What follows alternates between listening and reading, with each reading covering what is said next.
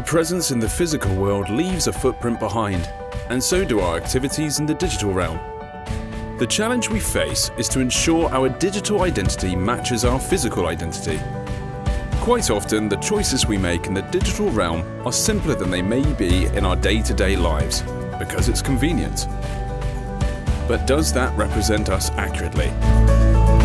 Our digital footprint when we access the internet leaves a very clear presence.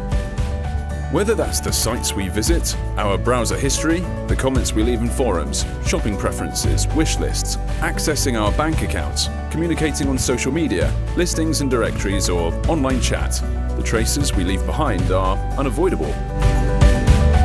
Most of us think we have nothing to hide, and because we are doing nothing wrong, there is nothing for us to worry about, right? But data about us is stored everywhere, and the problem with data is that it's up to the interpretation of the person using it. Therefore, we do need to protect our data.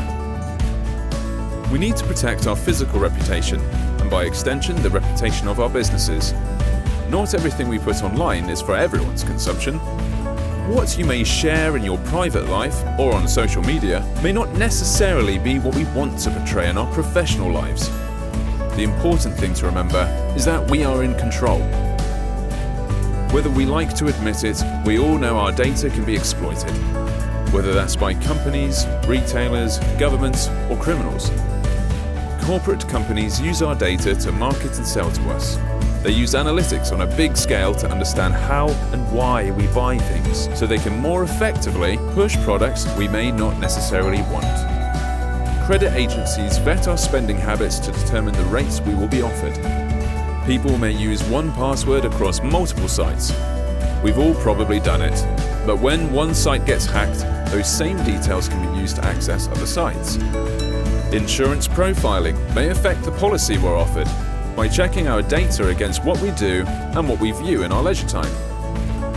We all know that intelligence agencies like the FBI, GCHQ, the NSA, and many more use digital information to garner a profile of who we are and the way we work. More and more, that information is being actively used. The first steps to improving your cybersecurity should be improving your employees' understanding and security education, implementing security best practice, appropriate use of equipment, and establishing rules for securing data. Teaching where the security threats come from will increase the level of understanding and education of the people we work with. Establish basic security procedures, such as logging off from your computer when you walk away from your desk.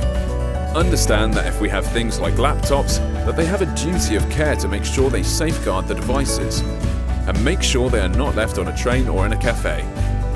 These are all behavioral-based rules that start with sound education and understanding. Looking with a business perspective from the top down, it's very important to put in place best practices. Ensure the log-on policy for your network dictates that you have strong passwords with a certain level of complexity. Have strict policies on how people can use the internet. Help employees understand what they shouldn't be looking at. Check if you can set restrictions at a firewall level to avoid sites that could be malicious. Also, have policies to understand how your employees are handling your customers' data. It's important that employees understand what data they are working with, and what data is really sensitive, and how they should treat that data. It's clear that devices need to be physically secure, but it is also a company's duty to make sure equipment is electronically secure. Using something like Enterprise Mobile Security to put an antivirus on a device and to track it can also include the ability to erase the data securely, should it be lost or stolen. Secure destruction of media is another aspect. When old computers are replaced, make sure that hard drives are disposed of in the correct manner. Become mindful of data. Getting staff to store sensitive data on a server, rather than on a laptop for example, is common sense, but not always a habit people adhere to. We've spoken about general rules and precautions, but with many industries, for example banking and finance, it's very important that you speak to someone in your industry who fully understands what your data commitments and responsibilities are. Once you understand that you can perform a risk analysis on your data. Based on the results, you can implement the correct rules to safeguard your data and implement mechanisms to ensure those rules are being complied with. Actively taking steps to protect your data will improve your cyber security. Protecting your information, networks and computers, backing up data, limiting and controlling access, and, most importantly, getting good with passwords are all ways we help our clients. Now, check out our full guide to reduce your cyber security risks. What does it mean to protect information, computers, and networks? Well, it means keeping devices up to date, be that Windows updates or antivirus updates. Make sure your network is secured with firewalls, and if you can, firewalls with content filtering and antivirus. It's important to install updates when they become available, not just the main operating system updates, but all applications that you use. Understand how your business uses mobile devices, like laptop computers, tablets, and mobile phones. Have an action plan in place and understand what you're going to do to protect them. Try to use server or cloud-level spam filtering and virus checking for the information that comes in and out of the business.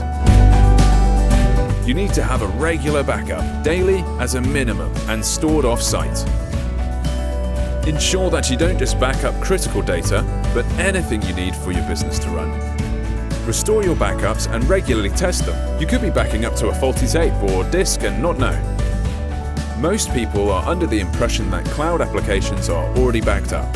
However, most cloud applications are not. It's very important that your physical premises are secure, so you can secure your servers behind lock and key. In a similar way, it's important to control access. Make sure that each employee has their own account. Staff should not share accounts, and you should restrict the level and rights of each user for their job role. It's also imperative that admin privileges are removed from irregular user accounts. If someone opens something with malware, chances are it will install on your computer and your network because the account already has the access rights to do that.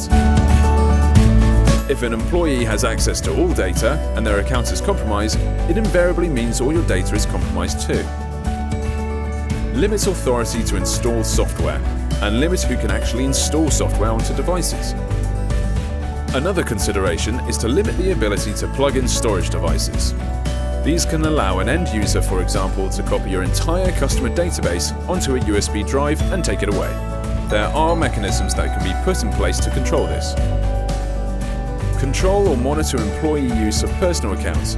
If you do allow your employees to access their Facebook or personal Google Mail, make sure they understand what they are doing and using. The key thing with passwords, apart from always using strong passwords, is to make sure you use different passwords for different sites. LinkedIn was hacked, and if you use the same password for LinkedIn as you do for Facebook or Twitter, there's nothing stopping a hacker taking those stolen details and accessing your other accounts too. A password manager, such as M-Secure, is a great tool we recommend. You can use one password to open your password vault, and within your vault, there can be different passwords for all your sites. Just as convenient as one password for all sites, but so much more secure. If you run an enterprise network, we recommend changing your network passwords every 3 months. This may sound a bit extreme, but if you do this and someone steals a password but doesn't act on it straight away, it's unlikely they'll be able to come back or use it. Secure your Wi-Fi if you can, with strong passwords obviously. Try to use two-factor authentication if possible, so you use more than just your username and password to access a site. You may choose to use a mobile application which will send a request to your mobile phone that you'll need to authenticate as well. Following the process we've outlined will improve and strengthen your cyber security. It doesn't need to be hard work, but it does need to be hard thought. If you'd like to know more about cyber security or any of the information covered here, we're always happy to help. Just give us a call.